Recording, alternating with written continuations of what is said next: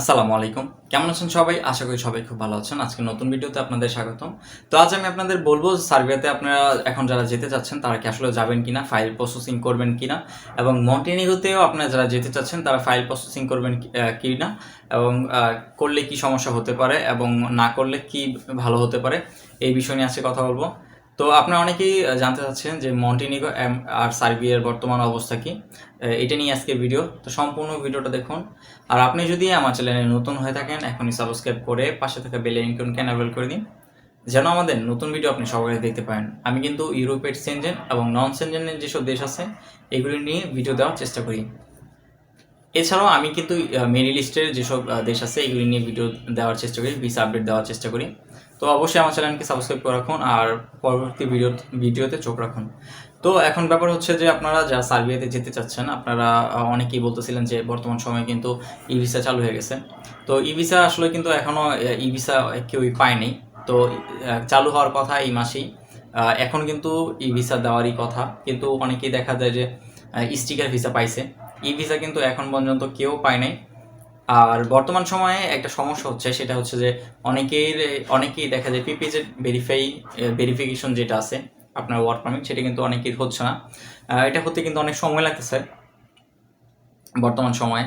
এটা হতে অনেক সময় লেগেছে, এর অনেকগুলি কারণ আছে। এর কারণ হচ্ছে যে দেখা যায় যে এখন কিন্তু ঈদের সময় চলতেছে, আর এটা একটা কারণ। তারপর হচ্ছে এটার জন্য অনেকের দেখা যায় একটু সমস্যা থাকতে পারে, অনেকেই ছুটিতে আছে বা অনেক কিছু মিলিয়ে দেখা যায় এই টাইমটায় ঈদের পরে কিন্তু বোঝা যাবে যে আসলে কি হবে। আর কয়েকটা দিন ছুটি শেষ হয়ে গেলেই তারপরে বোঝা যাবে যে ভিসার ইস্যুটা বা তাদের যেই ই ভিসা যে চালু করবে সেটার অবস্থা কি হবে, এটা কিন্তু আর কয়েকদিন পরেই বোঝা যাবে। যারা কিন্তু 2023 সালে আপনার শেষের দিকে ওয়ার্ক পারমিট পেয়েছিলেন এবং আপনাদের ওয়ার্ক পারমিট অ্যাপ্রুভ হয়েছিল, তারা কিন্তু এখন স্টিকার ভিসা পাবেন।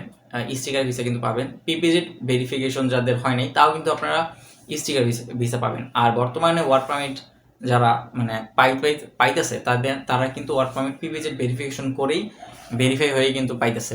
এছাড়া কিন্তু আবার পিপিজেড ভেরিফাই কিন্তু এখন অনেক সময় লাগতেছে। পিপিজেড ভেরিফিকেশনের জন্য সময় লাগতেছে, অ্যাপ্রুভ হচ্ছে না বা অনেকেই সময়ের জন্য লেট করতেছে, দেখা যায় অনেকেই পেন্ডিং আছে। এটাই কিন্তু সমস্যা। এছাড়া কিন্তু আর বর্তমানে কোনো সমস্যা নেই। আর ভিসা কিন্তু এখন দিচ্ছে, কিন্তু খুব কম পরিসরে দিচ্ছে। জানা যাচ্ছে যে ভিসা কিন্তু এখনো হচ্ছে, কিন্তু ই ভিসাটা চালু হয়নি। আর মন্টিনিগ্রোর যে আপডেটটা সেটা হচ্ছে মন্টিনিগ্রো কিন্তু তারা নিজেরাই তাদের যেই এম্বাসি সার্বিয়া থেকে তারা তাদের এম্বাসি সরিয়ে নিয়ে নিজেদের একটা অফিস বা যেটা বলেন এম্বাসি, সেটা কিন্তু তারা আলাদাভাবে করতে যাচ্ছে। কারণ হচ্ছে সার্বিয়ার যদি কোনো সমস্যা থাকে তাহলে কিন্তু মন্টিনিগ্রো তাদের এম্বাসির সব কার্যক্রম বন্ধ হয়ে যায়। কারণ আপনার মন্টিনিগ্রোর কার্যক্রম সব কিছু সার্বিয়ার এম্বাসিতে হয়, যার কারণে সার্বিয়াতে কোনো সমস্যা হলে মন্টিনিগ্রো অফ হয়ে যায়, মানে মন্টিনিগ্রোর কাজ টোটালি অফ হয়ে যায়।